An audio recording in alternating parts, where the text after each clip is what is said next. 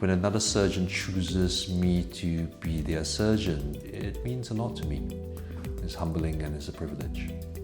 I'm Amir Hamid. I'm a cataract and refractive surgeon based in London. I also look after a group of hospitals throughout Europe. I wish I could say, I love coming here all the time, but you only ever come to a clinic when you need help. And the most important thing for me was to be seen at an establishment where I felt I would be cared for very well and have the best possible outcome. When did you first notice an issue with your vision? What happened was I was exercising. I know it doesn't look like it, but I noticed a black patch in my field of vision, and because I was a very high myope, very short-sighted, I knew immediately, being an eye doctor myself, that this was the signs of retinal detachment.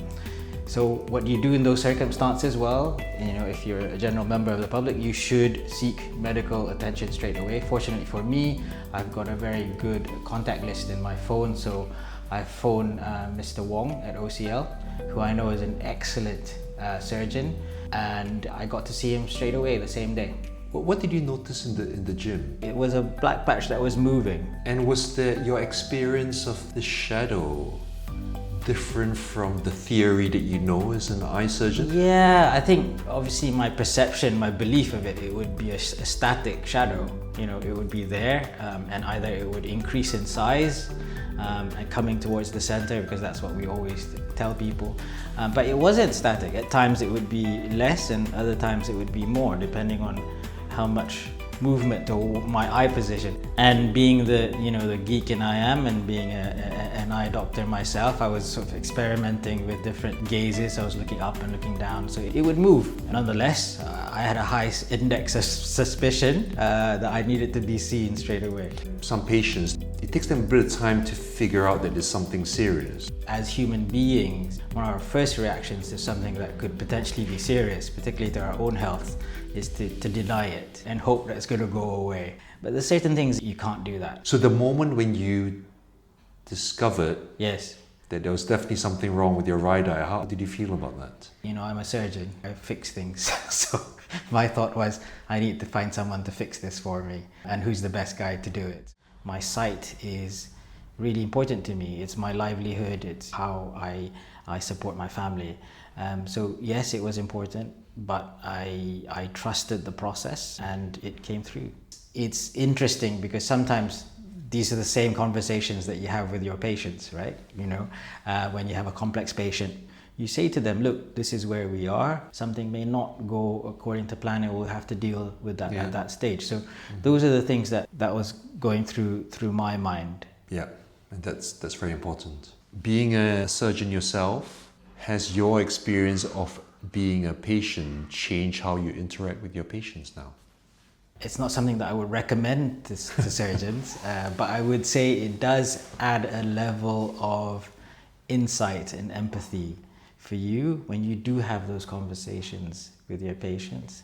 They find it reassuring that you are able to share a period in your life where you were going through the same thing and were similarly vulnerable, just as they are. So from that perspective, it definitely has changed the way I speak to patients. It's enriched me as a doctor. You're usually the one sitting on the operating chair, looking down the operating microscope with a patient on the bed, and you're doing their surgery. Yes. Do you recall what it was like for you being on the other side? Oh, for me, it was fantastic. What was great was I could kind of tell what you were doing during the procedure.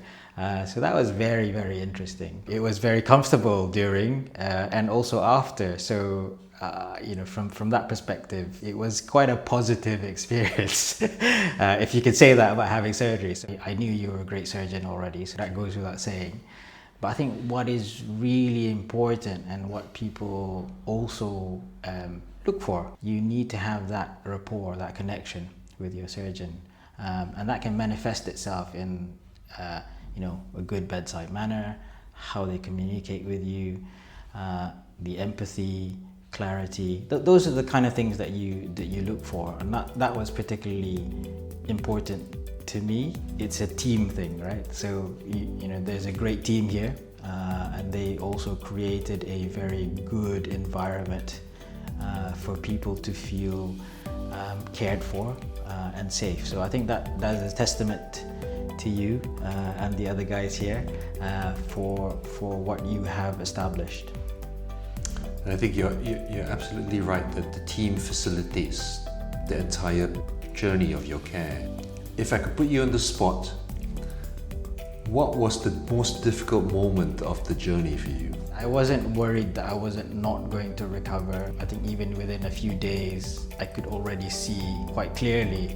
So I was quite reassured of that. What was the most difficult for me, and many people that have had retinal detachments or retinal surgery will identify with this, is that, you know, the posturing is not the easiest thing in the world.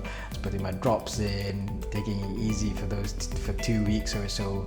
Those things were frustrating, I think, but you know, you have to make that investment in yourself, essentially. Amir, thank you very much for doing this and sharing your story. It was very meaningful for me to hear your experience. Yeah, it's a real pleasure, and of course, thank you to you and everyone here for looking after me. We all will have some episode in our life where we will need help, and please, you know, don't be hesitant to seek that help immediately. Any situation where you have a rapid onset of visual impairment, you need to be seen immediately. So specific to retinal detachment, if somebody notices a sudden onset of lots of floaters in your vision, so lots of little black dots in your vision, or a shadow in your peripheral vision, seek attention immediately. I think what I got out of this experience was to treat people as you like to be treated. You never know when you have to be in the other person's shoes, so treat somebody as you like to be treated.